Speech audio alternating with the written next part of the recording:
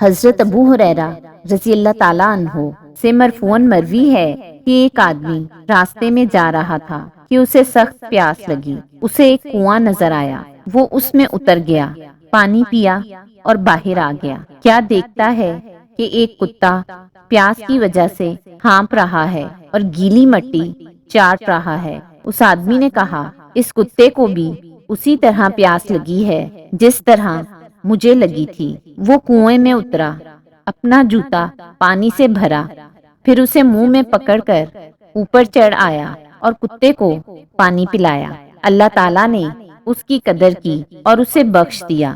صحابہ رضی اللہ تعالیٰ عنہ نے کہا، اے اللہ کے رسول، کیا ہمارے لیے چوپایوں میں بھی اجر ہے؟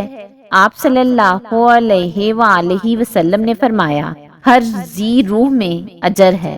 حضرت ابو درداء رضی اللہ تعالیٰ عنہ سے مروی ہے کہ نبی صلی اللہ علیہ وآلہ وسلم نے فرمایا، تین شخص ایسے ہیں جن سے اللہ تعالیٰ محبت کرتا ہے، ان کی طرف دیکھ کر مسکراتا ہے اور انہیں خوشخبری دیتا ہے۔